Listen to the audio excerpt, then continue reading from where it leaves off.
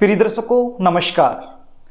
किसी भी मंगलवार के दिन किया गया एक छोटा सा उपाय करवा सकता है आपके बच्चों का विवाह। यदि आपके बच्चों की शादी में लगातार देरी चली हुई है, बहुत ज़्यादा कोशिश करने के बावजूद भी कहीं पर भी शादी के लिए रिश्ता फिक्स नहीं हो पा रहा है, बनती बनती बात भी बिगड़ जा रही है, आप बहुत ज़्यादा परेशान हो गए हैं, तो ये कार्यक्रम आपके लिए है। आज जो उपाय मैं आपको बताने वाला हूँ, यदि ये उपाय आपने अच्छे से समझ लिया और मेरे द्वारा बताए गए तरीके से किसी भी मंगलवार के दिन कर दिया, तो यकीन मान के चलिए आपके बच्चों की शादी के लिए कोई न कोई अच्छा प्रस्ताव जरूर आएगा और शादी के लिए रिश्ता फिक्स हो जाएगा। प्रिय दर्शकों, ये उपाय कोई भी कर सकता है। बच्चे यदि खुद करना चाहें तो खुद भी कर सकते हैं, लेकिन मुझे पता है आजकल के बच्चों के पास उपाय करने के लिए समय नहीं होता है। तो ऐसी सिचुएशन में ज़्यादातर जो उपाय होते हैं वो माता पिता को ही करने होते हैं। इसलिए इस चैनल के माध्यम से जितने भी उपाय मैं बताता हूँ, उनमें से लगभग 80% उपाय ऐसे होते हैं जिन्हें माता पिता कर सकते हैं और अपने बच्चों की शादी में आ रही अड़चनों को दूर कर सकते हैं। बहुत सारे बच्चे मुझसे मिलते हैं, मैं जब देखता हूँ बच्चे दिखने में भी सुंदर होते हैं, अच्छी खासी जॉब भी कर रहे होते हैं, या फिर अच्छा खासा बिजनेस उनका होता है, अच्छा बैकग्राउंड होता है, अच्छा परिवार होता है, सब कुछ सही होते हुए भी शादी में लगातार देरी बनी रहती है। इसका कारण क्या होता है? जन्म कुंडली का सप्तम भाव जब पाप प्रभाव में आ जाए तो विवाह में लगातार देरी होने वाली कंडीशन बन जाती हैं। रिश्ते आएंगे, बातें चलेंगी, लेकिन कोई भी बात, कोई भी रिश्ता सफलता तक नहीं पहुंच पाएगा, बीच में ही ब्रेक हो जाएगा। और कई बार यदि रिश्ता पक्का हो भी जाए तो एंड में जाकर के कोई न कोई ऐसी बात निकल कर सामने आएगी जिसके चलते रिश्ता टूट जाएगा।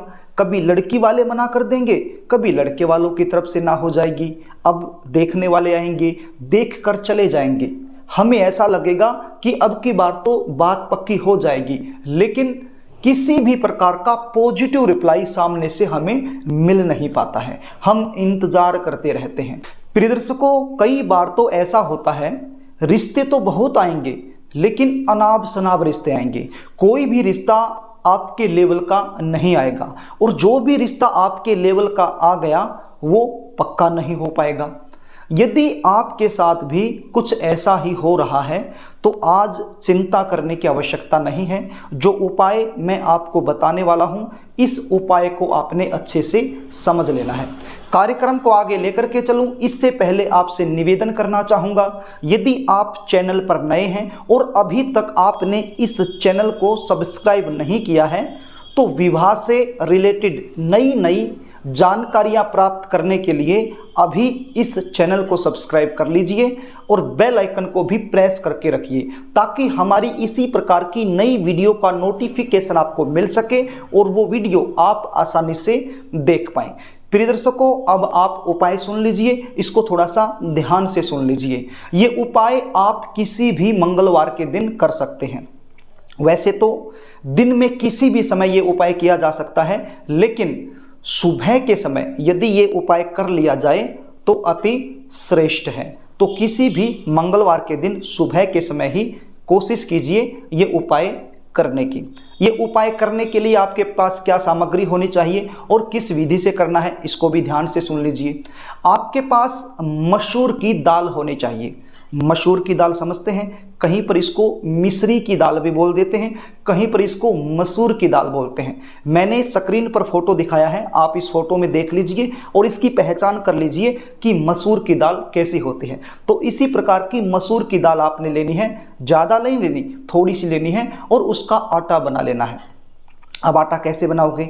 आपके घर में मिक्सर होगा, मिक्सी होगी, उसके अंदर इसको आप पीस लीजिए, इसका आटा बना लीजिए। जिस प्रकार से गेहूं को पीस कर आटा बनाया जाता है, जिस प्रकार से चने की दाल को पीस करके बेसन बनाया जाता है, इसी प्रकार से मसूर की दाल को पीस कर इसका आटा बना लीजिए। कितना सा आटा? जिसकी सहायता से एक रोटी बन जाए, बस इतना सा आटा बना लेना है। और उसको गूंथ कर आपने एक रोटी बनानी है। क्या बनानी है? एक रोटी बनानी है। और रोटी भी कैसी बनानी है? एक साइड से थोड़ी सी कच्ची हो और एक साइड से पूरी पकी हुई होनी चाहिए, यानी कि कच्ची पक्की रोटी आपने तैयार कर लेनी है। कच्ची पक्की रोटी तैयार कैसे होगी? आपको तवे पर ही इस रोटी को सेकना है, अग्नि पर नहीं रखना। जब आप गैस पर आप रोटी बना रहे हैं तो गैस पर आपने इस रोटी को नहीं सेकना है, केवल तवे पर ही रखना है, तो एक साइड से ये कच्ची रह जाएगी। अब ये कच्ची पक्की रोटी आपने तैयार कर ली। अब इस रोटी के ऊपर जिस साइड से ये कच्ची है उस साइड पर आपने घी का लेपन करना है, यानी घी से चौपड़ देना है। उसके बाद एक कटोरी में थोड़ी सी हल्दी आपने लेनी है और थोड़ा सा घी उसमें मिला करके उसका घोल तैयार करना है। और उस हल्दी की सहायता से इस रोटी पर जिस साइड से आपने चौपड़ा हुआ है, यानी कि जिस साइड से वो कच्ची रोटी है, जिस साइड से आपने घी लगा रखा है, उसी साइड पर उस हल्दी की घोल की सहायता से आपने इस उंगली की सहायता से, ये होती है अनामिका उंगली, इसको रिंग फिंगर भी बोलते हैं, तो इस उंगली की सहायता से रोटी पर लिखना है सबसे पहले शुभ विवाह। क्या लिखना है? शुभ विवाह। उसके बाद जिस भी बच्चे की शादी के लिए ये उपाय आप कर रहे हैं उसका नाम आपने लिखना है। यदि आप बच्चे हैं, खुद कर रहे हैं, तो अपना नाम लिख लीजिए, और यदि आप माँ हैं, पिता हैं, तो अपने बच्चे का नाम, जिसके लिए भी ये उपाय किया जा रहा है उसका नाम लिखना है और उसके नीचे उसकी उम्र लिखनी है। उम्र कैसे लिखनी है? जिस उम्र में आपका बच्चा वर्तमान समय में चला हुआ है उतनी ही उम्र आपने लिखनी है। सपोज कीजिए कि आपका बच्चा 27 साल का हो चुका है और अभी 28वें साल में चला हुआ है, तो 28 साल लिखना है। तो जिस भी उम्र में आपका बच्चा वर्तमान समय में चला हुआ है उतनी ही उम्र आपने इस रोटी पर लिख देनी है। तो आपने 3 चीज़ें लिखी, सबसे पहले शुभ विवाह, उसके बाद बच्चे का नाम, उसके बाद बच्चे की उम्र हल्दी की सहायता से लिखी है, और इस उंगली से, ये जो रिंग फिंगर जिसको बोलते हैं, जिसके अंदर अंगूठी पहनी जाती है, सबसे छोटी उंगली के पास वाली ये उंगली, राइट हैंड की उंगली, इसकी सहायता से आपने लिख लिया। इतना सा हो गया। आगे सुनिए, एक गुड़ का टुकड़ा ले लीजिए और ये गुड़ का टुकड़ा भी वहीं पर रख दीजिए जहां पर आपने सब कुछ लिखा है। इसके बाद जिस भी बच्चे की शादी में देरी हो रही है, जिस भी बच्चे के लिए आप कर रहे हो, उस बच्चे के माथे से एक बार इस रोटी को टच करवा दो या फिर उसका हाथ लगवा लो। और यदि बच्चा घर में नहीं है, कहीं बाहर रहता है, तो फिर मानसिक रूप से मन ही मन में ऐसा सोच लो कि आपका बच्चा आपके सामने ही है और आप उसके लिए कर रही हो। तो मानसिक रूप से सोच लो कि मैंने अपने बच्चे का हाथ इसको लगवा दिया है, बस मन ही मन में सोच लो। या फिर घर में उसका फोटो है तो फोटो से उसको एक बार टच करवा दो। उसके बाद ये रोटी आपने गाय माता को देनी है। किसको देनी है? गाय माता को देनी है। प्रिय दर्शकों, गाय माता के अंदर 33 कोटि देवी देवता निवास करते हैं, और इस रोटी पर आपने शुभ विवाह लिखा है, नाम लिखा है, उम्र लिखी है। तो ये रोटी जब गाय के पेट में जाएंगी तो 33 कोटि देवी देवताओं के पास आपकी जो अर्जी है, आपकी जो मनोकामना है, आपकी जो प्रार्थना है वो पहुंच जाएगी, और शीघ्र आपकी जो मनोकामना है वो पूर्ण हो जाएगी। समझ आ रही है आपको?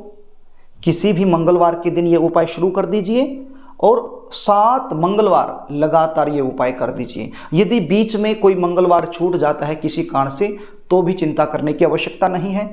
उस मंगलवार को जो छूट गया है उसको गिनती में नहीं लेना है, आगे 1 मंगलवार और बढ़ा देना है, यानी कि टोटल 7 मंगलवार आपने ये उपाय करना है। बड़ा आसान उपाय है और बड़े ही आसान तरीके से मैंने आपको बताने की, समझाने की कोशिश भी की है, और आशा भी करता हूँ आपको समझ में आ गया होगा।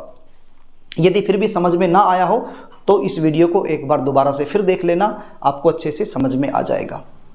प्रिय दर्शकों, यदि आप अपने बच्चों की जन्म कुंडली का विश्लेषण मुझसे करवाना चाहते हैं, विवाह में लगातार हो रही देरी का मुख्य कारण मुझसे जानना चाहते हैं, आपके बच्चों की जन्म कुंडली के आधार पर जल्दी शादी होने के उपाय मुझसे जानना चाहते हैं, किसी भी प्रकार की समस्या जो आपके जीवन में चली हुई है और उसका ज्योतिषीय समाधान आप लेना चाहते हैं, तो स्क्रीन पर दिए गए व्हाट्सएप नंबर पर आप अपनी समस्या टाइप करके मेरे पास भेज सकते हैं और अपनी जन्म कुंडली का विश्लेषण मुझसे करवा सकते हैं।